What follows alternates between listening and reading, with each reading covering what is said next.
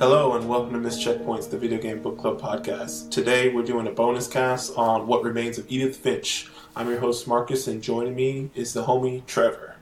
What's going on? So it's just me and Trevor for this bonus cast. Like I said, it's What Remains of Edith Finch. Trevor, this was his selection. It was a game we both wanted to play, but since he spurred it on, I'm going to kick it to him so he can introduce the game. Alright, so we played What Remains of Edith Finch, and it was developed by Giant Sparrow, which is the studio also known for developing Unfinished Swan in 2012, which I believe was a PlayStation exclusive. But What Remains of Edith Finch is a first-person narrative adventure game, and it's similar to like Firewatch and Gone Home, with a more narrative, like I guess like a monologue type feel, and it began development in 2013, which coincided with the partnership that they formed during the development of Unfinished Swan with Sony Computer Entertainment. Then in 2015, Sony actually decided to draw back some of their support for independent games. And as a result, the ones who were working with the Santa Monica SE studio, or the publisher, left and ended up forming Annapurna Interactive, which is the publisher that is known for publishing games, particularly well-received games on mobile, like Flower, Gorogoa, Florence, and Donut County. And so with this new publisher, Giant Sparrow had a much more relaxed delivery schedule. However, they were limited on some of the subject matter for their game. And there was one particular scenario in the game that we'll discuss, and it involves the death of an infant, which had to be play tested by parents in order to make sure that they handled the sensitive matter, or handled it in a sensitive manner. Edith Finch was developed from the concept of a specific scene in the game that you experience early on, where a little girl turns into a shark tumbling through the forest, and this surreal theme pretty much set the pace for the remainder of the game, and other scenarios were created to kind of capture that same feel. And they created like a collection of vignettes that are woven together into an anthology that tells the tragic story of a cursed family, and it goes back as far as early 1900s all the way up to present day on its timeline. And this idea was influenced by other media such as the Canterbury Tales and 100 Years of Solitude that similarly construct a continuity between intermittent stories. They also entertained the idea of using a horror genre by leaving some of the stories open-ended, and then they ended up settling on a more Lovecraftian style. Another character that had a large role besides the Finch family is the house itself that it takes place in, which is set on the Orcas Island off the coast of Washington State. And the development team set out to make the house feel more organic and lived in. And it's also kind of divided into chapters the same way the story is told. The game was finally released on April 25th, 2017 on PS4, Xbox One, and PC. I'm not sure if it's on Switch yet. And it released to generally positive reviews. It received an award for Best Narrative at the Game Awards in 2017, as well as South by Southwest and Game Developers' Choice Awards in 2018. And without going too far into the story, I'll just leave it there. But the reason why I wanted to play this game was because I had already played it before this podcast. And it's a really easy game to recommend. But I played it because at the time I was going through a lot of walking sims. I was playing Gone Home, Dear Esther, Firewatch, pretty much all the games like that I was trying to find and play. And this one came up, and I particularly enjoyed it because it has a very I think when I played it, I tried to describe it to some of my friends like Hey, have you ever read a pop-up book? Imagine playing it as a video game. And that was like my elevator pitch to get people to play this game. And so I thought it'd be fun to play for this podcast. Can I tell you that it's kind of a little surprising that you like walking sims? Why is A that little surprising? bit. I don't know. It's just I've always seen you as like, I mean, I know you like the action adventure genre. You know, I know you like playing like some type of uh, animal creature that can talk or whatever. I don't know. What was that game you were playing when I was at your place? Man, that could be a lot of things. It was like in December time, and it was like a game kind of like a Journey. You were an animal creature. Was it Faye? That sounds right. That Okay. sounds right. I remember you being disappointed by the ending of it.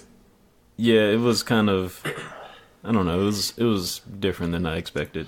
But I do remember you saying like something about liking that, and like I don't know, like just the walking sims, at least the ones that I've played. I think you named a bunch off, and the only one that I can think of that I've played off the top of my head was Everybody's Gone to the Rapture, Okay. which I am not a fan. Really? Yeah, I wanted to play that game. I mean, I didn't finish it, Mhm. so I am down to. I hesitate to say the word "play it." I am down to walk in it. But yeah, like it. I just think about it. I was like, man, I didn't play Firewatch because you guys all played that last year, and I didn't play that. Yeah, I don't know. It's a genre that I feel like I should like, but I think just everybody gone to the Rapture has left a sour taste in my mouth, so I kind of haven't really messed with the genre beyond that. I think what makes a walking sim good is the pacing. Like, for instance, Dear Esther, it's kind of a more of a narrative like What Remains of Edith Finch, because once you hit certain checkpoints in the game, it begins narration. And that kind of helps the pacing because it's a very slow walking game. Like, I think you can finish the game in an hour, but that's like an hour of continuously moving forward. But I think a huge part of it is just the pacing, and What Remains of Edith Finch like does a phenomenal job of pacing in this game, like, you know, walking and narration. I mean, not to mention that there's actual gameplay too, or I won't even say gameplay, but there's a variety in what you are doing. Right. And like Everybody's Gone to the Rapture, which I'm sorry to keep going back to that one, but it just stays a flat line for me the entire time. And it's just getting narration. And at that point, I'd rather just be playing like a freaking dating sim. Like, Well, that's kind of how Dear Esther is too. It's Okay. basically you're walking a path, and every time you get to a checkpoint, there's narration that plays. story happens. Yeah. Gotcha. Yeah, and that's always been the thing that's turned me off. But like I said, I missed out. I should have played Firewatch. I didn't. Some of the other games, like I believe Oxenfree is a one, and the Stanley Parable and Gone Home. Those are games that I have on my personal list of games that I want to play, and I just need to bite the bullet and check one or two of them out and dip my toes into it. But I think this game is fantastic. I don't even. I really liked hearing your elevator pitch about it being a pop-up book because I think that's a good way to describe it. I beat this game in a single sitting because it's fairly short, like what, 2.5 hours? Yeah. And I beat it in a single sitting on a Friday night, and I immediately called Alyssa, and I was like, hey, how's your day going? But also, I played this game that I know you don't play video games, but I'm going to have you play this game because it's fairly simple. Like, there's not like a whole lot of, I don't want to say buttons, you know, but you don't have to be like a it's going to be an interesting test to see her play it because she doesn't necessarily have the years ingrained of like, that's one of the things I've noticed with video games now is like, sometimes if you put it in the hands of somebody that doesn't play video games, they just don't know what to do or where they're going. And they're not used to like constraints that the game has where it's like a set path you need to go and they're just trying to go wherever, you know? Yeah. So I definitely want to set her loose and kind of see how she feels about the house and the environment.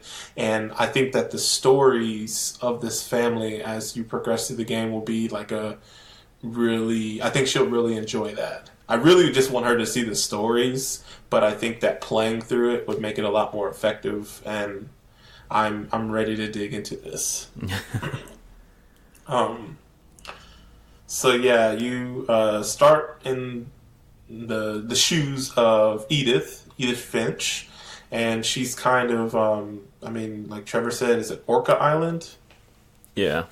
And you're basically starting off in the woods, and you're at the edge of this long winding driveway / wooded area, and you're walking to this house, and the entire time she's having like an inner monologue about her family and the last time she's been to this house because it's been some years, and it's like every single person in her family has lived in this house, and they've added on, and like, well, you find that out later that they've added on, but there's just a lot of history in this house, and there is a Finch family curse where they just never explain, but just the family is considered cursed, and it's weird. I've always had this, like, I don't know, it's part of this game that makes me wonder. Like, it says they all died before their time. But what does that mean? I mean... I always thought, when you die, it's your time. It's like a spiritual thing, man. Yeah. Like, how did they know it wasn't their time? I think the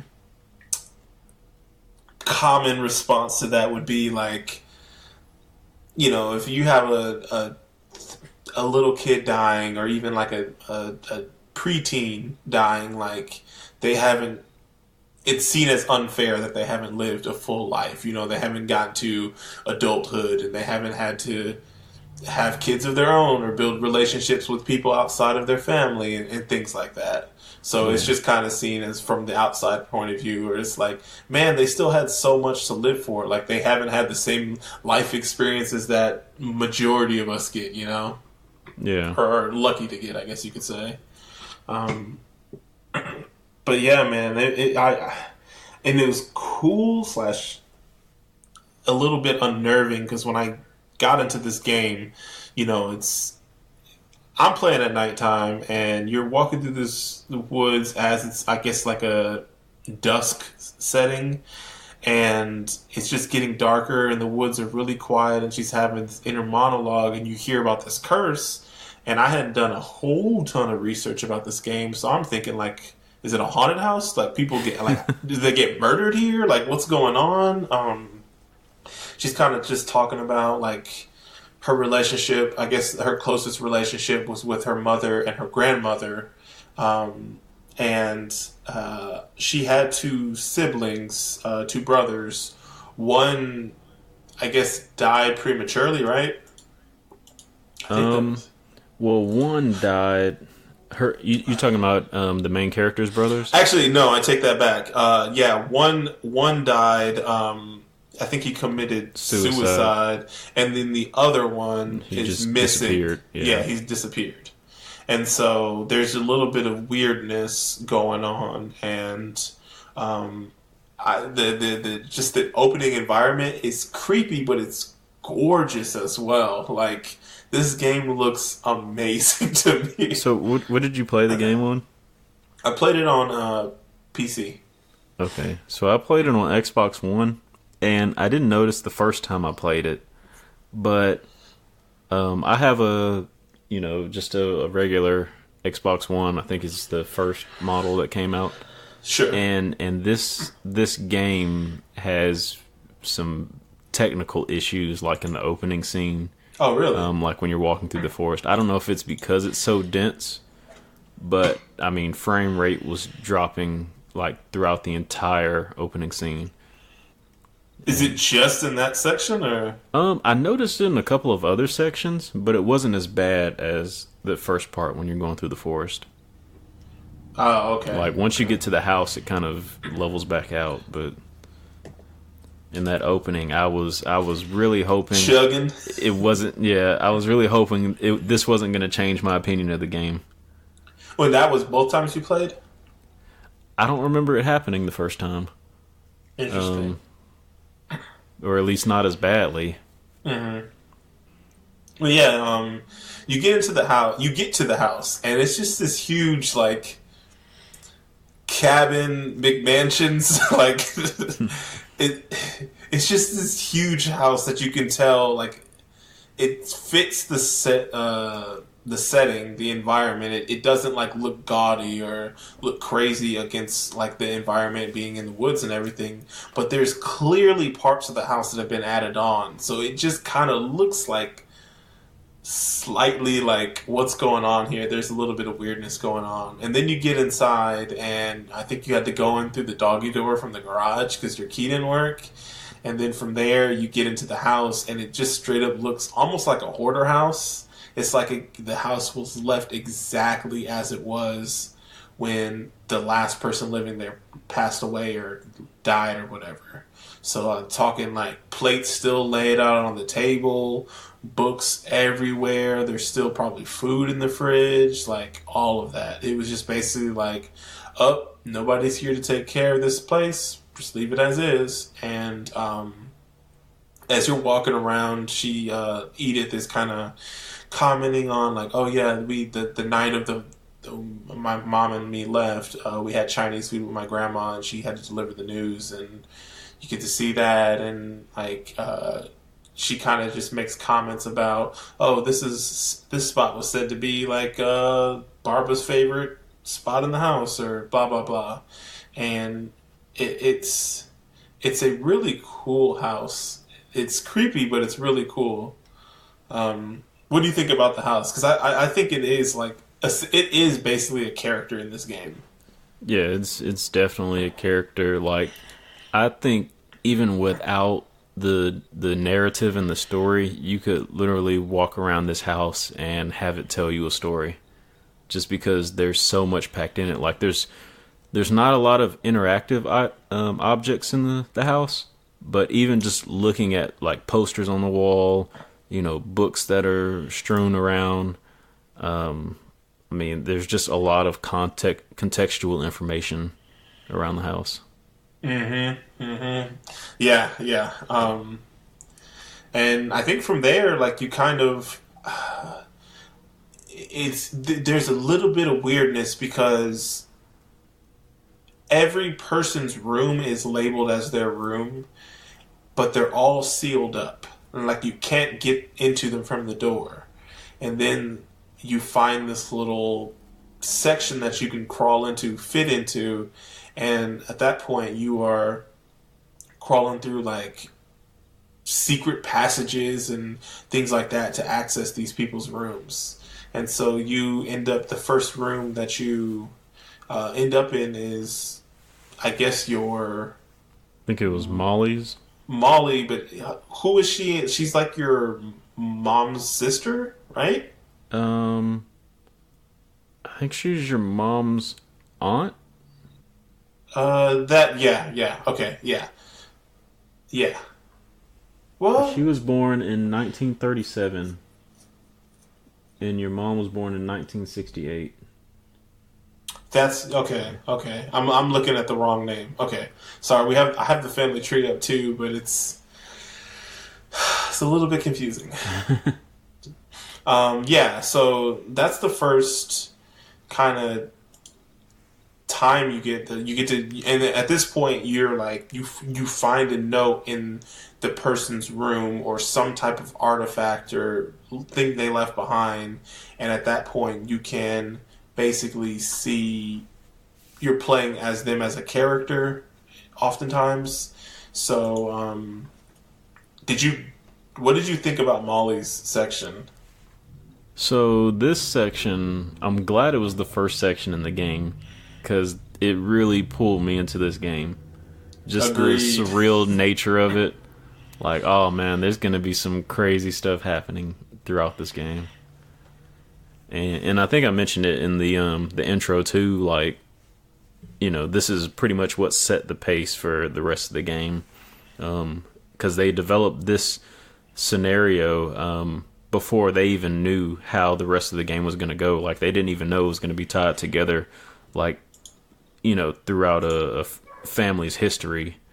Really? They just kind of did this as a demo, and then they liked the surreal theme of it and decided to continue it. Okay. Yeah, so I like Molly's gameplay section or whatever because kind of like what you said, it was really engrossing. I really enjoyed you got to play as different creatures, which was like something I don't think I've ever done that in a video game where you play as a cat and then you play as a like an eagle or a hawk or something, and then you play as a shark, and then you play as this weird sea monster creature. And so it was just kind of like, yo, what's going on? And like, I'm thinking like, am I playing her hallucinations or what? Because for all we know, like the memory that she had was I don't remember why, but she was sent to bed early, so she didn't get to have dinner. So she just looked for things around the house, or her room to eat. So she ate like, was it like toothpaste and the hamster's food, and then these berries. Yeah, they were probably plastic. It looked like decoration. I did a little reading, and people were saying those, if they were real, those types of berries, I think they're holly berries, is what they're called, and they're not hallucinogenic, but they are poisonous. So I think that the thought is that she poisoned herself. So then she started like, I don't know, dreaming these other things up, and then she ultimately, when she got by the sea creature that was underneath her bed when she laid down, that was her succumbing to the poison. Which is just it's a Reddit theory. Yeah. So I mean, it sounds good. Yeah, exactly. It's really weird because like this game doesn't give you it doesn't give you explanations for things, but like I like that, but also I'm like, well, what happened to this person? What, like I don't necessarily need to know why there's an Finch family curse, but I just am more interested in knowing like why, what happened to these characters. Because it said, like, it started with Odin Finch, who was her great-great-grandfather. Yeah, Edie. So it's, what's her name? Edith's grandmother's name is Edie, and Edie's father is Odin, who is the one that, I guess they immigrated from was it Norway? Yeah. And he built the house, and the, I guess, original house got they took tried it on to bring it with them on a ship, and it sunk. So he built this house. He built the house. He died when the house was destroyed. That's right. And it was Edie's husband who built the new house. Sven.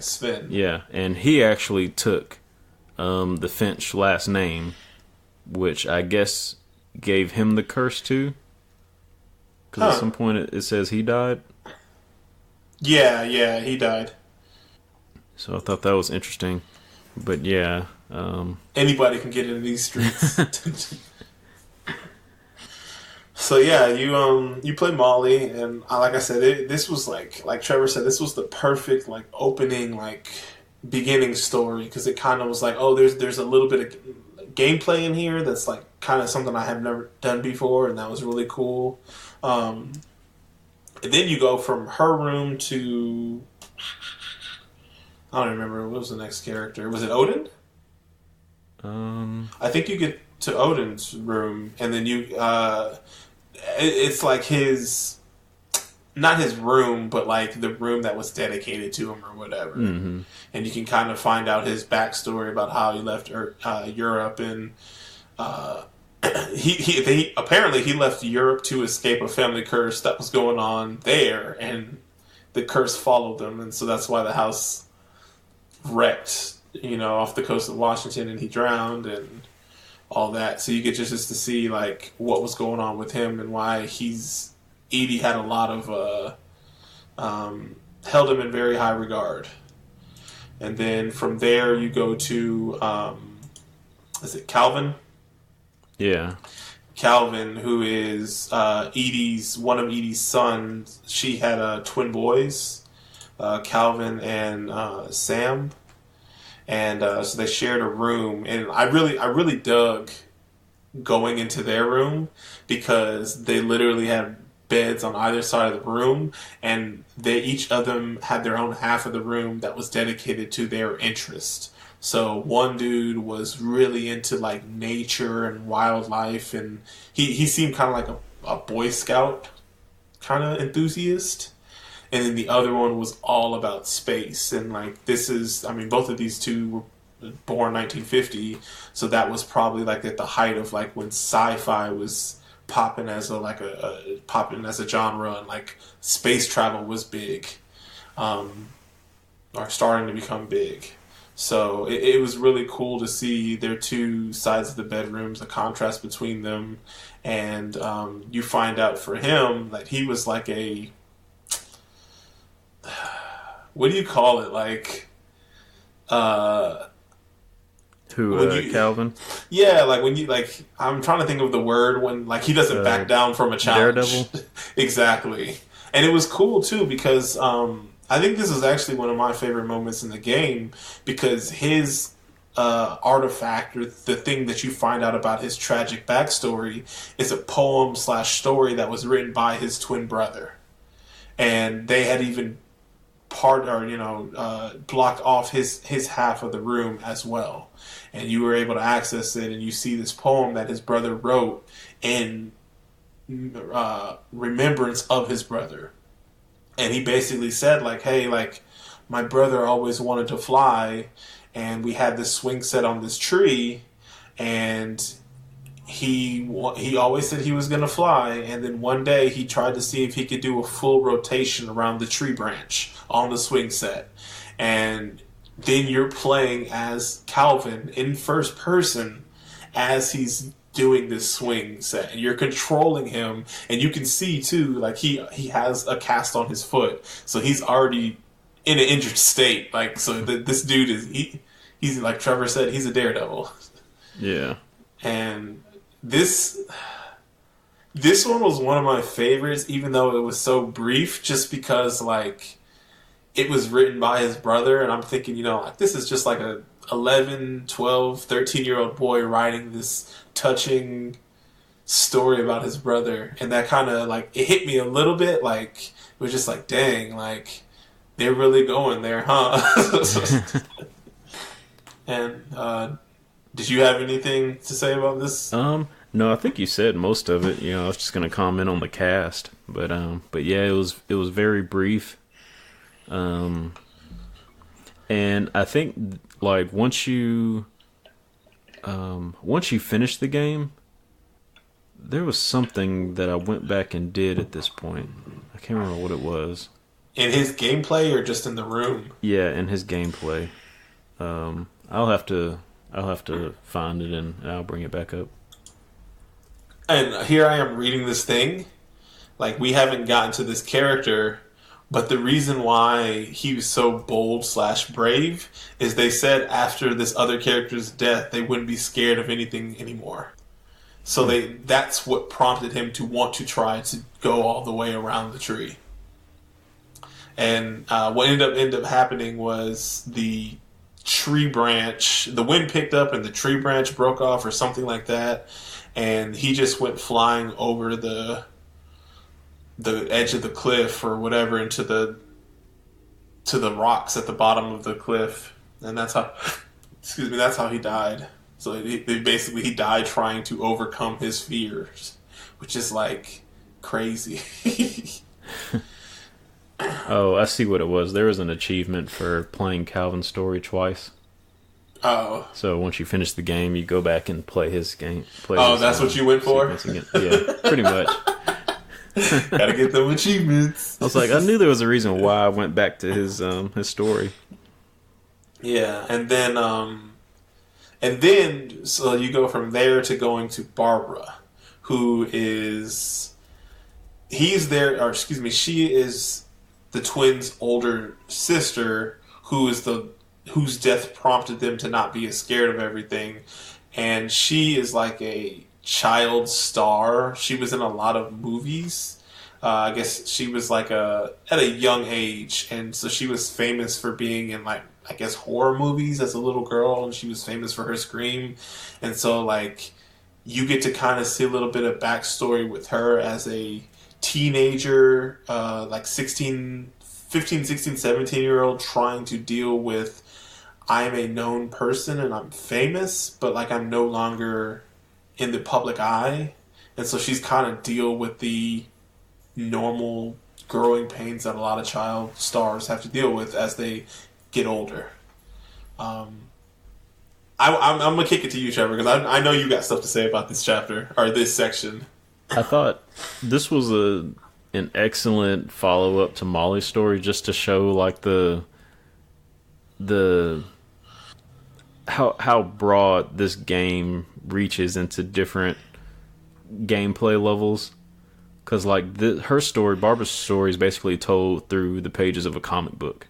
Mm-hmm. And not animated, but like designed. Static panels. Yeah, but everything is cel shaded almost too. Yeah, very exaggerated. They change up the style of it too, and so there's just a lot of depth in how like the scope of this game. And for hers, like Marcus said, she's a child star, and I guess for hers she's trying to outperform her last performance or whatever. Yep. I don't know, it seemed kind of odd the way they set it up, but they kind of set up this scenario for her where they're gonna scare her in order to get a scream out of her. Her iconic trademark scream. Yeah. And and I think her other brother Walter was involved in it because he was in the house at the time. Yes. And he runs and hides, and she's looking for him, and eventually she goes down into the basement, and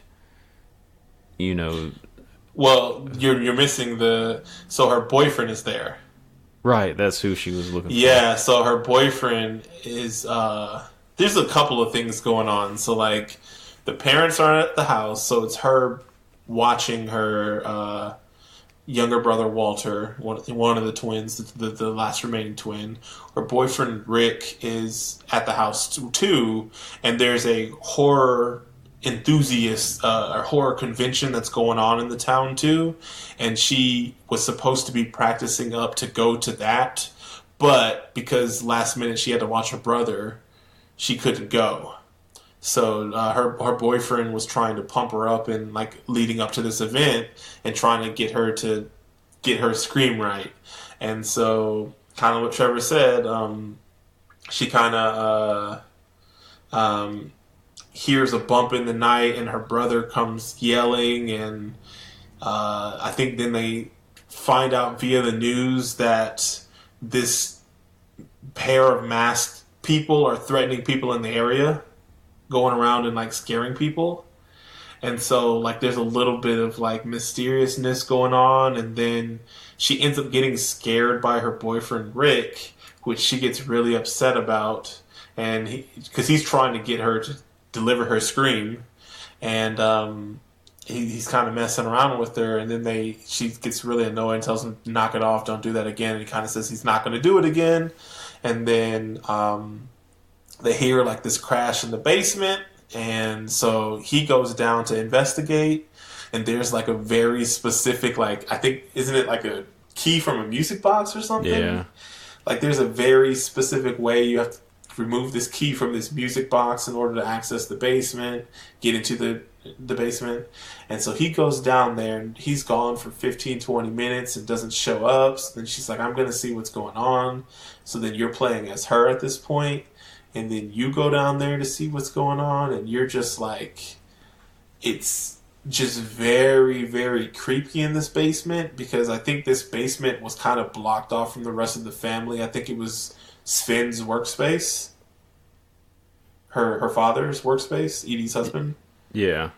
And so, like, not a lot of people went down there, and it was just kind of like barren down there. There was like a pool table, like a refrigerator, some trash cans, some wood shop equipment, machinery. And I don't even know if she ends up finding him. And she goes back upstairs. Yeah, that's where he hops out of the fridge that's down there. Oh, that's right.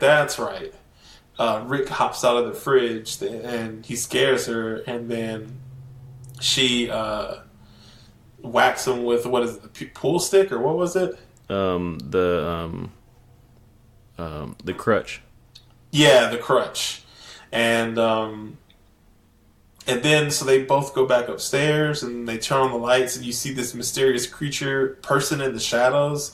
They turn on the lights, and then it's just, surprise, and it's all these horror enthusiasts that have been invited to the house by Rick to scare her in attempts to get her to deliver this scream. And then it kind of ends with the characters descending upon her with this look of horror on her face, and it kind of leaves it up to, they say that the boyfriend goes missing from that night on, never to be seen again. And so it leaves it up to the player to, was it the horror enthusiast that killed her? Was it her boyfriend? Or maybe those horror enthusiasts that were wearing masks were actually the masked gang that was attacking people that night. So I really like that it's told in a comic book way with a comic book ending, you know? I like to think it was Fame that killed her. Fame. Oh. It's like, what? Fang Finch? But yeah, it was, I don't know. I think this was, it probably is, I'm willing to bet this is probably their most popular, I guess you could say, section of the game, the most well-regarded or whatever. I think it's very well done. There's creepy music. The way it's narrated is really cool. Like, through the comic book, like Trevor said, the art style of the game completely changes. Like, the music is like horror music. Yeah, it's really well done. Like, you are fully immersed in this, what is it, like, not even 10 minute story section of the game. They go all out on that section, and it was really cool. And then from there, you get to see Walter's story, and I feel like his story was pretty tragic, actually. Oh yeah, because like once you play Barbara's, it kind of gives you that clue that you need to go and look at the music box. In order to get the key. Yep. And then you go and use that, and you go back down to where that fridge is that Rick popped out of. Mm-hmm. And it's basically been turned into a bunker. Yep. And that's where Walter lives. Because I think the explanation for that was after he basically witnessed the whole thing happening. Because at the end of Barbara's story, you see him, and he's been hiding under the bed the whole time, and he saw everything that happened. And so, in order her getting killed by Fame. Yeah. And so in order for him to deal with it, he moved down there and lived underground. He kind of, the way it almost made it seem like he thought there was something coming, like the end times or something. Yeah. I wasn't sure if it was like he kind of got crazy that way, or maybe he was referring to the curse. It's kind of ambiguous on what he's referring to. That's going to come and end everything. But yeah, he's pretty much living in a bunker He lives down there for a good 30 plus years, and like it's crazy because Edith didn't ever meet him, and he was alive while she was alive. I think it said that she was 6 years old when he died, and she never knew the entire time that he was living underneath the house at all. And basically, when you are playing as him, you're just marking off. You see the marks off the calendar and like the way you're playing as him is you're opening up these canned peaches or something to eat, and you can see in the background the tick marks off of the calendar, and it goes from like 1970 something to 1980 something to 1990 something to 2005, and like it's just like he's been at it for a while, and you end up finding out actually you do find out that what he's referring to is the he's not hiding from a monster or anything. He actually is hiding from the family curse that he believes has killed all his siblings, Sam and Barbara and Molly. So he thought that staying underground, even if it meant cutting himself off from his family, would keep him safe from the curse. And I mean, technically he was right, because nothing happened to him while he was in the bunker, right? But I think it led him to either just he just didn't want to live like that anymore. So he just escaped out of the bunker, and he just ended up winding up in this like cave, and he's just walking around along these train tracks into the forest, and this train just comes around the corner and runs him over. And like it's I don't remember exactly, but he did mention something about going towards the light, and they play it to great effect because I think it's like he's seeing sunlight for like the first time in 30 years.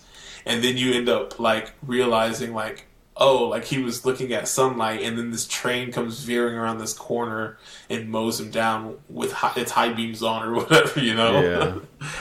And yeah, it was very...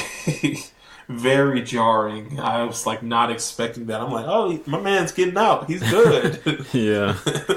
And it was at this point in the game I realized how morbid this game is. Because like playing through the other people's stories, I wasn't even thinking about, oh, this person just died, until I got to Walter's story, and it's just like so blunt, like it hits you like a train. I mean, but technically, isn't he like the first character that you actually see life flash before their eyes? Yeah, I think so. Because, I mean, with Molly, like, she's resigned to, like, oh, the creature's underneath my bed. You don't see the creature get her. With Barbara, you just see, like, through the comic book panels, her look of horror as she's getting surrounded. With Calvin, like, you see him go over the edge of the cliff. I think you see him flying in the air, but I don't even know if you even get to see the rocks or see him falling, They don't do like the Mirror's Edge thing where the screen gets shaky as he's falling. I think this is the first time that you actually see like or experience the death or right before they die. Yeah. And then the next person you go through is Sam, who is Edith's third daughter. I guess she was born around the same time. Yeah. You said Sam? Did I say Sam? Is that? Yeah, Edie's son. Wait. Because Edie had 5 children. Oh, you know what? It was Calvin and Walter are the twins. Sam is the other one. No, Calvin and Sam are the twins. Oh. Because they were born in the same year, born in 1950. What is Sam's story? Is it Sam the pictures? Is the one who went hunting with Dawn. Yeah, that's the one with the pictures. Oh, I didn't realize it was a boy-girl twin. Wait. No, it's Calvin and Sam. You just said Sam is the one that went hunting. Yeah, he was the father. So it was he went hunting with Dawn. Okay, I'm confused. So the Oh, you're right. My bad. I'm okay. I'm sorry. I'm tripping. Yeah. So Sam is Edith's son. I'm sorry. Sam is Edith's son, and it's or Edie's son, and it is Edith's mother's husband, right? Yes. Or no, her father. Father. Oh my God. So Edie isn't her grandma. Edie is her great grandma, and Sam is her grandpa. Yes. Okay. Sorry, my bad. Yeah. So Sam is Edith's grandfather, and his story is he's taken Edith's mother, Dawn, when she's like a preteen. Sam is really into hunting, into outdoorsman. He's really into photography. He was a soldier. He's like shown as a pretty heroic individual, like a very American kind of guy. And so he liked to go camping with Dawn, and they hunt deer in the mountains. And he's like taking pictures, documenting this thing, and it's kind of cool because you get to see from Dawn's point of view, like taking pictures, and like you have to get whatever thing that you guys are talking about and taking picture to progress the story forward, because you basically snap a snapshot and then you're in that scene. And it's really cool how I think this is one of the most effective ways or gameplay things that for me personally, like I thought Barbara's was fantastic. I really liked playing as Molly. I liked experiencing a lot of stuff with the other characters, but I thought the way this was done, I was like, oh man, this is actually pretty clever. It's really cool. What did you think about the camera, the photography I liked section? It gave me some Life is Strange vibes. But yeah, it was pretty cool. Like I mean, while I was playing it, I was even taking pictures of stuff, like, because I knew like what you needed to take pictures of in order to progress the story. But like, I mean, if you can pretty much focus on a lot of things, and like the camera itself is pretty cool the way it focuses. But yeah, it was like the final scene in this story, when you're finally out hunting, and Sam is actually the one with the camera, and he sets it up after Dawn takes down a big buck, and they go and take a picture of it, and Dawn is like literally crying because it's she just killed an animal, and she can still see it breathing and moving, and Sam runs up to take a picture with it, with her and the buck, and it gets up and rears and knocks Sam off the cliff, basically. So you can only imagine how traumatized Dawn has to be. And even towards the end, you kind of get this sense that the curse, along with her father's death and having to kill the buck, kind of made her more sheltered, more not necessarily cautious, but overly protective. Yeah. And it's crazy because like he sets it up on a tripod a little bit away, and puts it on a timer, and it just perfectly captures the final image of her father is him falling off the cliff, being knocked off the cliff. And then that's kind of how when you go into basically how everybody's story is delivered. It's delivered either through a poem or through the comic book or whatever. But his is delivered through these photos, so it's kind of like you're looking through like these photos. His final day. Yeah, it's literally his final day. Yeah, and the next character is Gregory, who is unfortunately the youngest member of the Finch family to die into the curse. And this was uh, Sam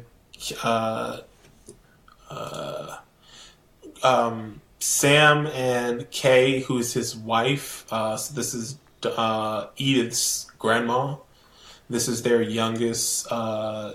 I don't know actually youngest son, but basically they had him and had a divorce shortly afterwards. So the artifact you're reading about this is, or finding out about this, is through the divorce contract, or the letter. And basically it's with Sam telling of how he felt that Gregory saw things that the rest of in a way that the rest of the family didn't. And he kind of was kind of saying it's not your fault for this thing happening, and I'm sorry that this kind of was a determining factor in us separating. It wasn't the only thing, but I want you to know that I harbor no ill will to you for Gregory passing away. And then you get to see your Gregory, and you're a wee little baby. Yeah. And you are being bathed by your mother, by Kay. And I think he's playing in the tub and he's having a good time or whatever. And I think I don't remember what happens, but she goes to... Yeah, she's on the phone talking to somebody. I think she's talking about the divorce. Yeah, and she gets distracted, and Gregory has this, it seems like, overactive imagination. So these creatures, the rubber ducks in the pool or in the tub, and all his little toys are playing with him and coming to him. So he's bouncing around with them and everything, and you get to play as this frog, wind-up frog kind of creature, and you're a toy, and you're interacting with the other toys and bouncing off of them, and you end up... She comes in and unplugs the tub, and the water drains out. Yeah. And so I guess she assumes that, the tub is empty, so he can't drown, but then his toys that came to life end up jumping on the lever and turning the faucet back on. And reclogging. Yeah. Up the tub, and it felt... Just watching the water go up. Yeah. It was... And that was the scene I was talking about in the intro, where they had to have parents come in and play test. I don't think it was over the top, or it was still hard to watch, Yeah. It was tastefully done, but it was just ugh. It's kind of weird, because it's going to be a weird statement to say, I am pro kids dying in fiction and in media. I do like when people write stories or tell stories that they don't shy away from it. Yes, but this young is a little bit beyond what I'm talking 8, 10, 12, I won't even say 8. I'll say once you hit double digits, you're fair game. Like Anakin killing all the younglings. See, I know about it, but I'm not a Star Wars fan, so But you get the reference. Yeah, exactly. Yeah, man, it's just a little. I was man, this kid can't do anything for itself, and it was rough. But I really do like how they at least depict it, because once the water gets over his head, he becomes a frog, and then he's swimming in this pool. And you can see his other toys in the water, and the big letters that the toys had knocked off the wall. This little magnet or whatever letters that he had on the tub wall, and so he's just swimming towards the drain, and I think it's tastefully done. It just is still like, oh my god, like I don't even have kids and it hit me. I can't imagine. Like, yeah. And I mean, for me, as a father, you know, I'm just kind of judging the mom. Like, hey, you shouldn't have had an infant in that big tub, anyways. You know better. It should have been in the sink. Yeah. Oh man. So yeah, like I said, I think it was very effective. I think it was very like it hit me. So they did a good job, and it was just very yeah, it was rough. Luckily, the next one's not as bad. Gus, which is Dawn's one of Dawn's brothers, and this was told through a poem that she wrote in remembrance of her brother while she was a kid, and I think so. This actually ended up happening on her. I guess he was kind of annoyed / upset about the divorce happening, and so he was going through the showing out for it phase. And so on the day of their dad, Sam, getting remarried, Gus was against the idea, and it didn't matter. He was still supposed to participate, and the ceremony was actually taking place on the beach by the Finch house, which I just want to say, if there's a curse going on with people getting bodied, like, just get off the island. Well, not that that matters. Not that that matters, because the curse followed them from Europe to North America. But still, like, of any day, like, you have this tragic history in your family, like, just don't hold a wedding on the island. Man, they're just trying to live their best life. They're trying. And, anyways, Gus is acting out, not listening to Sam. And so he's flying a kite over the shore when this storm starts going, and everybody else seeks shelter in this tented area. And I mean, the loose chairs and other debris is being picked up and following along the path of the kite that Gus is flying. And he ends up flying the kite over by the tent that everybody's in, and it picks the tent up, and then the wind changes direction again, and literally the kite, all the debris in the tent just land and hit Gus, and basically he gets killed by all the stuff, basically that storm that's going on. He gets killed by everything from the wedding. And I'm not gonna lie, I didn't really care for this section.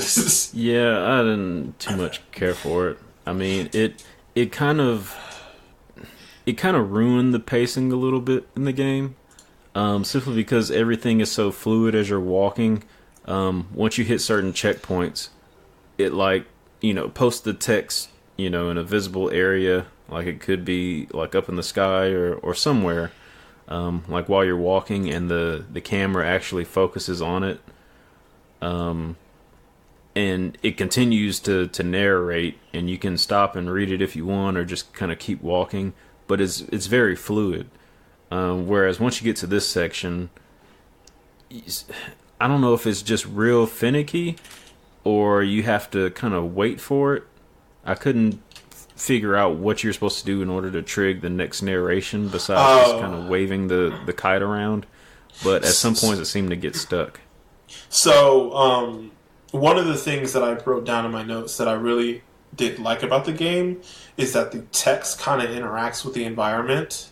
And so, like, you'll see text come into the picture. So, like, when anytime Edith is having an inner monologue, or she's reading something, text will pop. The text of what she's reading or saying will sometimes pop up, but it will pop up in the environment, and it will pop up like on walls or like in front of her, and she can walk through it, and it breaks, and like not just on wall, like on walls along the plane of the wall, and like so there's a 3D-ness about what they do with the text. And in this particular gameplay setting, you're flying the kite, and the poem that Dawn wrote in remembrance of Gus appears in the sky, and when you fly, you have to fly your kites over the letters to highlight the letters, and you have to highlight, I want to say like at least 95% of the phrase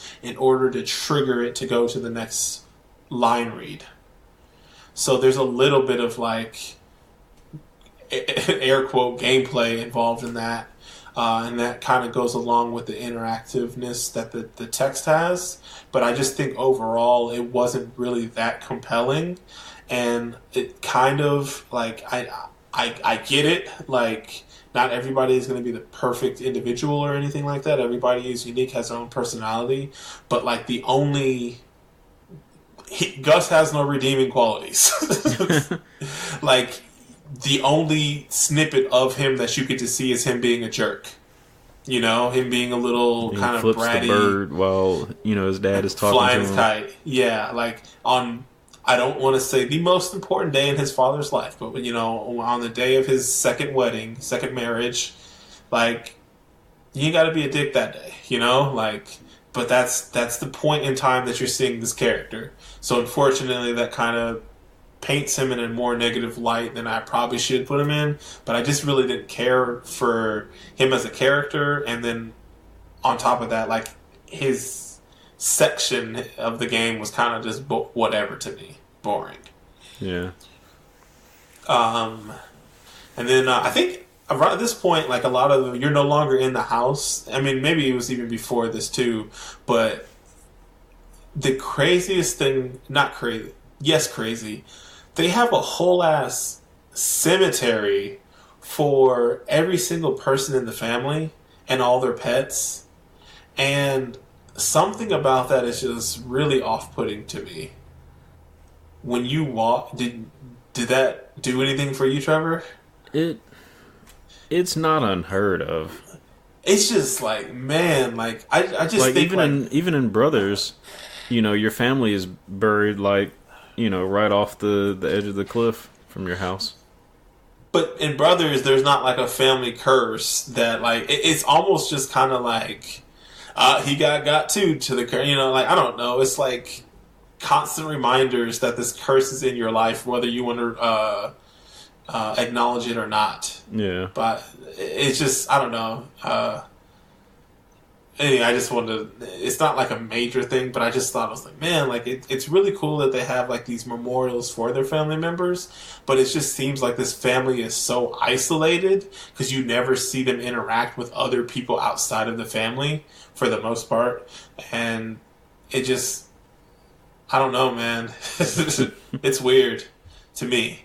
But yeah, the next character is Milton, who is Edith's, youngest, I think it's her youngest brother, who he was like an artist. He was really into art and really creative. And I honestly don't remember too much. I remember his room being pretty sick. Yeah, he was like in a very centralized, I don't know how to describe it. It was like a loft. Yeah, like when I was climbing it up, I thought I was going into like a lighthouse or something. But it was all glass too. Yeah. Like just all natural light. And he just had like white flooring and a lot of art books and ink spills and just art supplies strewn about the place. And so he was a very creative kid. And he was the one that just mysteriously disappeared. Yeah. Where they don't know if he's actually dead or not, and there's a little bit of ambiguity as far as what actually happened to him, because I think the way his story is told is through a flick book. Yeah, and he basically, in the story, he's creating art and he's given a magic paintbrush. He creates a magic door that he goes through and is never seen again, and so it's kind of like, did he really just disappear, or he's not in a different reality, or like it's kind of like the one time they kind of throw in some, not the one time, but one of the few times they kind of throw into fantasy into this like otherwise like pretty realistically depicted world. Like, I guess everybody dies in a fantastical way, but it's like kind of romanticized. And then for him, it's just kind of like just straight up fantasy, you know? Yeah. And he's also the only character, if you're looking at the family tree, he's also the only person whose drawing, it looks like a more cartoonish character. Yeah. I mean, it looks like a character from Doug or something, whereas everybody else looks a little bit more realistic. Yeah. And the next is Lewis, who is Edith's older brother. And actually, I think this might be my favorite story. Yeah, this is my favorite story. This one is really good. So he is this troubled young guy he's struggling to deal with what's going on around him. So once his younger brother Milton kind of disappears, he kind of shuts himself off from the world, and he gets persuaded to see a therapist because he has a drug problem. I mean, from what I could tell, it's just weed, but I don't know if he's doing other things. He was probably into some psychedelics. Yeah, I mean, yeah. Like, based on the way his room looked. Yeah. But he ended up getting a job at a cannery in Pacific Northwest. So he's doing a pretty monotonous job, just chopping, I think, fish heads and tails off, and then just getting into the next step in the process at this factory. So when he's working, his mind wanders. So, like, you're playing him at his job, basically just getting a fish, grabbing the fish, sliding the fish over to get his head chopped off, throwing it off to the conveyor belt. Rinse, repeat. And so that's going on. And he's, like, in the meantime, like, the entire background, like, the action that you're doing is happening in the foreground in a first-person point of view, so you can only see your hands and the fish. But in the in the background, this story is evolving in front of your eyes, and he's seeing himself as this traveler that's destined to become a king of another world. And it's kind of presented in like a very storybook, like fable-y kind of way. Almost like a video game too. Like, it made me think of Civ. Like, you know, because it starts off as almost like an 8-bit game, and then it goes into isometric view. Yep. And then it goes into third person or first person. Yeah, and it's just showing him traveling, and the therapist kind of begins to tell how he lived his life according to the other world in his imagination. So according to Lewis, his imagination was as important as his body in the real world, and he left like it was something,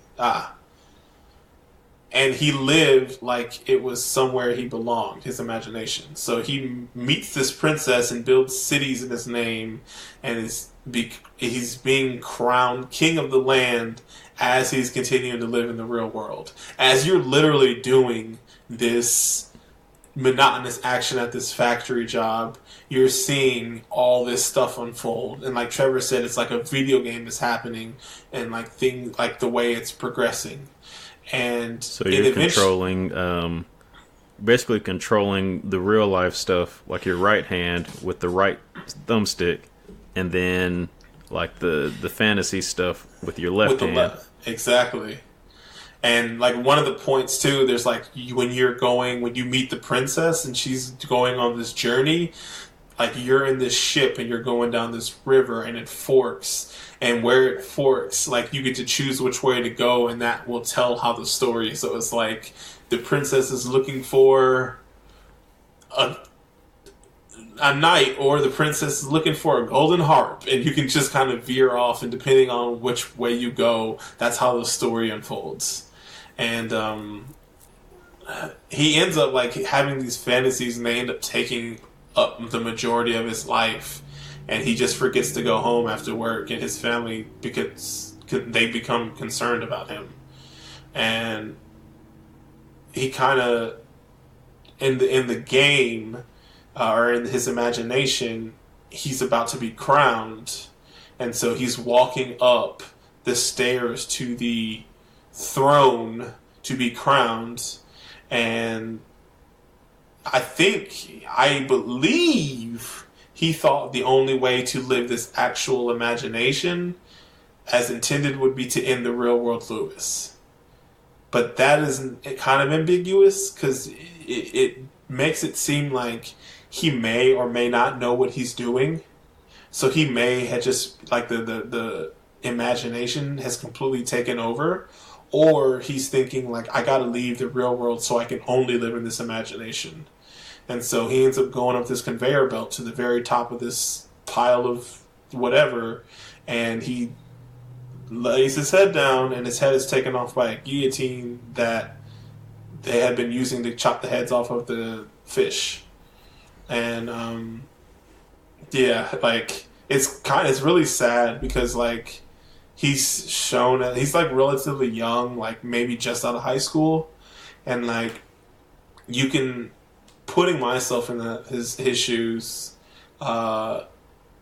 he's just out of school, and, like, I imagine, like, his high school years had to be tough because his siblings had passed away, and so he's kind of dealing with remorse about their deaths, and then on top of that, like, he goes over to, he reverts to substances to try to help him cope with it, and then he just, I don't know if it's the substances or just him having an overactive imagination, but that this ends up becoming his obsession, and that ends up being his downfall. What's also interesting to me is the part right before he commits suicide. He walks past himself. Like, I don't know if you noticed that, but, like, I guess it's showing you actually in the imagination world, in Lewis's imagination. Because one aspect of it is, as his imagination grows, it covers more and more of the screen too. So you actually don't see yourself chopping the heads off a fish until eventually it just takes over the entire screen. And so once it takes over the entire screen, you go into first person mode, and that's when you're controlling Lewis in the dream world / real world. And while you're walking up the conveyor belt to the guillotine, you walk past yourself. Mm-hmm.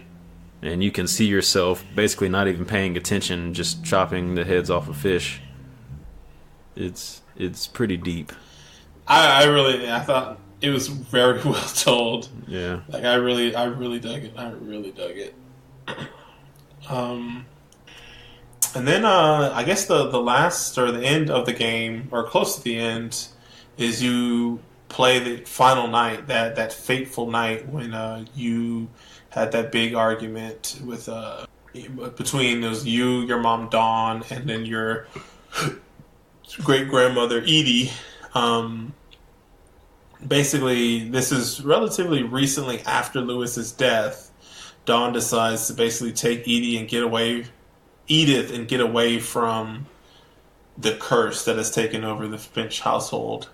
But she doesn't tell Edie until the night they leave. And Edie wanted to tell Edith herself about the family curse and the stories about the families, but Dawn kind of blames her grandma's storytelling for the curse being reality, because she tells all the kids about this thing, and so that's a thing that they're aware of their entire life. And so then when somebody dies, it must have been the curse. It can't just be bad luck, it had to be the curse.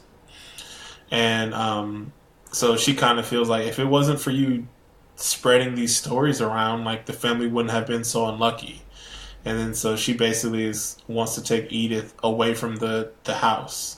And Edie basically insists that she's not going to leave the house. And I believe that night Edie dies.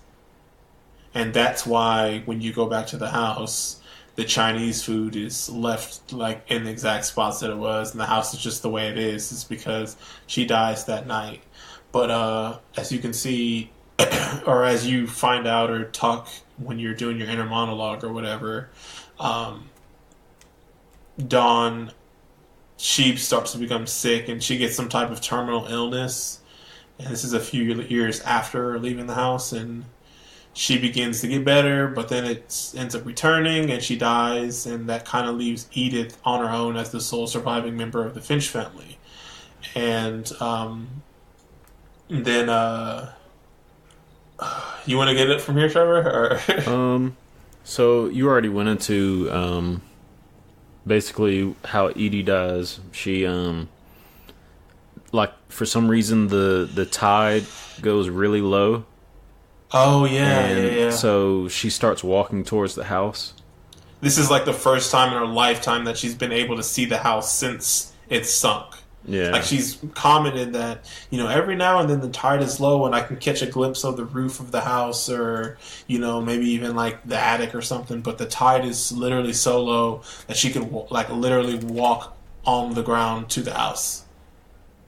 And she actually goes out there and she gets lost because of the fog and she sees a vision and it's a, is it a deer? I don't remember off the top of my head. And she starts trying to follow it, and that leads her to the house. And she goes into the house. I can't remember exactly what happens after that. I don't remember either. Because I couldn't tell if it was like a dream or she was actually... Let's see if I can pull it up real quick. Yeah, I can't remember. It must have been a dream or something, because, yeah, she did die that night after Edith and Dawn moved. Yeah. And so then, like you said, Dawn, becomes terminally ill. And that's when Edith, I think later on, she gets pregnant, and that's when she starts writing this book. Because because she's aware of the curse now. She's starting to gain an awareness for her mortality, and she starts writing this book to give to her future child, to tell them about the curse, which to me is kind of ridiculous. But what is ridiculous? To tell her son about the curse, because basically she's passing it on to him. Gotcha. But, she feels like these stories need to be told because I guess her way of looking at it is her mom tried to hide these stories from her. But, that's the reason why she's going back to this house, trying to figure out what happened to her relatives in order to piece together this family tree for her son. Yeah. It's really... We haven't even given away the reveal. So you get to the place, and you're playing as Edith. You're playing as Edith, and you're seeing the house. At some point, she mentions she shouldn't be climbing as much, and I'm like, the entire time I'm thinking she's writing this story in a way she's telling this to somebody, and I was like, is she pregnant? And sure enough, she was pregnant when she went to go visit the house. And so she's, like Trevor said, she doesn't know anything if it's, if she's speaking to her son or daughter or whatever. But she's writing this story for her child, her future child. And then, I think she's 17 years old at the time when she goes back to the house. And so she's writing this, and... I don't even... Let's see what happens. Basically, kind of like Trevor said, she wants to ensure that her child hears the fate of their family. So she writes everything in her journal once she reaches what used to be her room. And I think she even has a little bit of inner turmoil on whether she should share this or not. Because she does say, maybe it would be better if this all just died with me. Because she's in one sense, you don't need to know the horrible fate that the Finch family has. But on the other sense, I'm the only person capable of passing this down. And, it's almost kind of like tradition where it's everybody in the family has known about the Finch family curse. or at least about why the family passed away, and that kind of speaks to why the mom how she had sealed all the rooms was because she was trying to end the curse in her eyes. She was trying to prevent it from happening or corrupting her daughter or whatever. So even though that she was trying to hide Edith from it, she still believed in it, And I think you start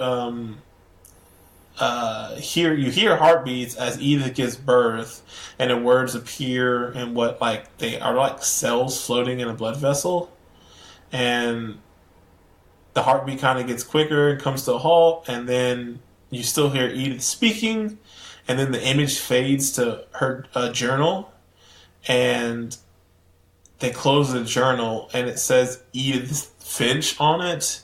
And then the person that you're playing as takes the flowers and the diary to her grave at the Finch house. And then you see oh snaps, she died. And not just she died before she turned 18.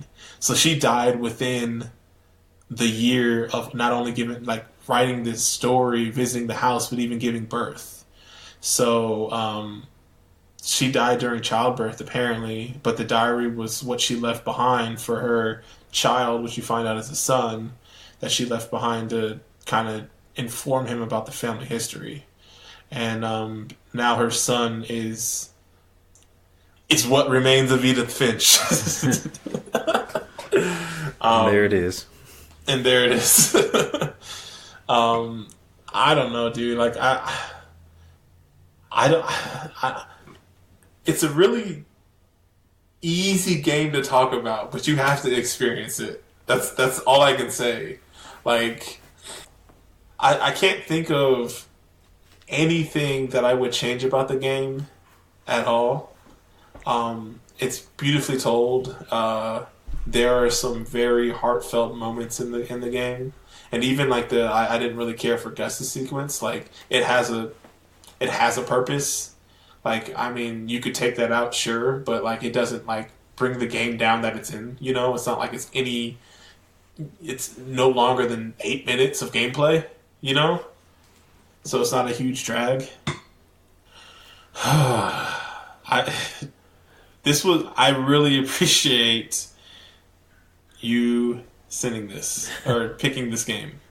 I really, really, really enjoyed it. One of the other things that I remember when I was reading about this game is that before it even reveals that she's pregnant, the player can actually figure it out if you look down. See, I didn't know that. Because you can see her stomach.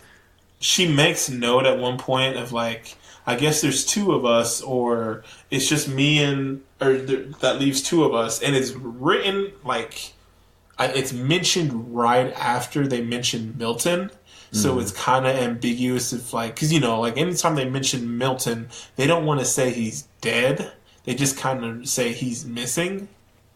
Yeah. So it's kind of, I think, sneakily thrown in there. I caught it right away, but I was just kind of I had this theory that she was pregnant, and I just kind of kept that in the back of my mind. At this point, she mentioned there's two of us. This was right after she was talking about Milton. Is this a little slick way of getting one in underneath, or getting one in on the gamer, the person playing, and kind of a quick sleight of hand? And I guess if you don't figure it out at the end, when she's getting into her bed to finish writing, that's when it finally shows her stomach. You have no choice but to see it. Yeah. Do you got anything else you need to? No, I'm glad we played this game. I've wanted to play. I guess we have played a walking sim on this game, which is Firewatch, another bonus episode. But yeah, I've wanted to play another one for a while because I think they do some pretty interesting things with storytelling. Even with Firewatch, it's told over the period of I think a year or so. I can't remember exactly the timeline, but I mean, the way it's told is just vastly different from how it would have been told if, there's other types of gameplay going on, whether it be like an action game, a platformer, or something else. But all you have is, that narration that you're paying attention to. Mm-hmm. So it's pretty cool and especially like independent developers too. I think there's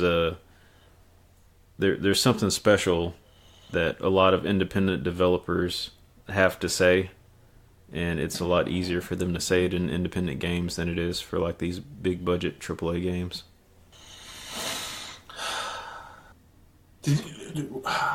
There's one other question I had, but I can't think. I literally, as you were talking, I had a question, and now I can't think of what I was about to ask now. I do have a question. It's okay. a Dante-inspired question. Okay. So, if you were to die, what format would your story be told in? Like, you know how each of the characters has a different medium that's used to tell their final moments? What would be yours? You know what? Probably. Can you include characters that you don't see die? You don't get to play their story, or just the ones that you do? I guess you can include both. Man, then I would want to be like, if it had to be a character that you played, I would just say Milton, just kind of low key, just like. What happened to dude? I don't know. Well, I mean, as far as, okay, in the case of Milton's story, you learn about his final moments through the flip book. Yeah. Like, what would be your flip book? What would that object be? Or, like, with Sam, his final moments were with the pictures. Oh, so what would be the thing that people see how I... Yeah. Like, what would be my artifact? Right. Shoot. You got something? Man, I would hope by the time that I die, it would be the form of like a hologram puzzle. Like where you have to actually like figure out the puzzle, and while you're figuring out the puzzle, you're piece by piece, you're getting parts of the story. I don't know how to explain it. If I do, I'll have to make it into a game, but I don't know, it would have to be like some type of futuristic hologram that's interactive. I would like some type of futuristic, like torn, because I'm like, man, would I rather have like some type of story to commemorate me, kind of like how Barbara had that comic book? Yeah. Or would I prefer just like somebody just have some... You know what I could see yours as, Marcus? What's that? A cookbook. You know what? I was just thinking that I'd be like Walter, man. I just have like these because I have this little notebook, actually, because I'm like, this is stupid. But this is what actually happens in my head. It's like, man, like, I have these specific recipes that I go to online. Like, specific recipes that I have that I go to, and I'm like, man, this is just a person's blog, or this is just like, somebody's personal website. What happens if this person passes away, or they don't decide, hey, they're not doing this thing anymore? Like, what is going to happen to their website, and like, how am I going to access this recipe? I should start cataloging these things. And Alyssa is really into journaling. She has a diary and all that stuff. Mm-hmm. So she got me a notebook, and I was like, you know what? I'm going to write all the recipes in this notebook of all the food that I like. And I just like will have a hard copy, and I would just copy this stuff down from the internet into a hard book.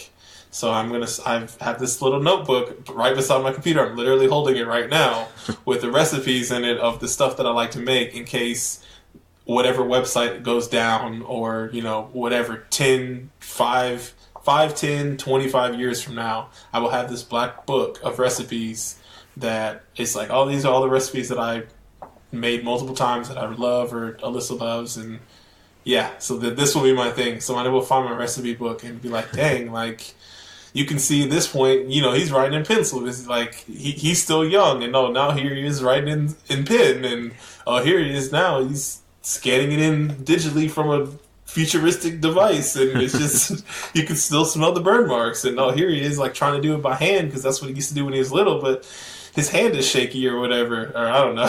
Like, so yeah, it would definitely be, you're absolutely right. It would be this little recipe booklet I got right beside me right now. So I want to change mine now. I want mine to be a mixtape. It won't be a mixtape. It'll be like a something on a cloud album or something. I died in a house fire because it got hot when I was recording it. Okay.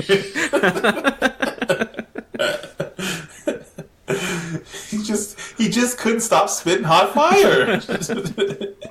He wanted to finish laying down the track. Stupid. Oh man, you got anything else for this game, man? No, I think that's it. I very much like this game. You just told me the curse of this game, and now I am going, not the curse, but you just told me, you brought this game into my life, and now I'm aware of it, and I'm going to pass it along to somebody else. So I'm gonna make Alyssa, I'm not gonna make her play it, but I'm gonna see if she would like to play it. But even beyond that, I'm gonna tell my homies, like, hey man, y'all should play this game. This game is dope. So I'm taking a page out of Edith Finch's story and passing it along. So yeah, good choice, really good choice. I think this is probably my favorite. This is definitely my favorite bonus episode or game I've played for bonus episodes so far. So every time we play a game, I'm like in my head internally thinking about like my list for the end of the year. And it's just like, man, I have no idea how this thing is going to look, because like I assume that like we're going to keep playing games that I really like, or that maybe not really better like. and better. Well, yeah. So especially like how last year was, where we ended up on like my favorite game. So I'm like, man, if that were to happen, that would screw up my entire list. Yeah. So where can people find you? Let's wrap this up. You can find me anywhere on the internet at Lyric Unsung. You can find me on Instagram at Marq Dizzle. And you can find me on Twitter at Potato Salad and on Facebook at Potato Salad. Not Mixer. I mean, I know you just got your internet back, so maybe. I may do some streaming. Got anything in mind? Hellblade? There's a couple of games I gotta catch up on. Oh, perhaps our next bonus episode? What's that? Perhaps our next bonus podcast game? Oh, streaming it? Yeah, just asking. I mean, you just said just games you have to catch up on, and I just know where you're at in that game. Oh, which game did you say? The bonus podcast game. Oh, I might stream it. You never know. I don't have an exact schedule for streaming. Sure. You know, you never know. Just stay tuned. Yeah. Well, as you can see, we have another bonus cast coming up. We won't reveal. I actually prefer to just keep those on the down low, and just they pop up when they pop up. But we do have one planned, so maybe it'll come out soon, maybe not. So in the meantime, we'll be chugging away at it, and be sure to check out, I believe our next episode is going to be Hellblade Sinuous Sacrifice. That should be coming out in the next week or so. And did you ever happen to get that previous episode tweaked, Trevor? No. I'll check into that and see. I know you were busy. Busy, so. And then I didn't have internet for the majority of the past week. Yeah. Well, anyways, you got anything else? Any other news or announcements or anything? I don't. Okay, me neither. Well, we are Mixed Checks Points, and we're out. Peace.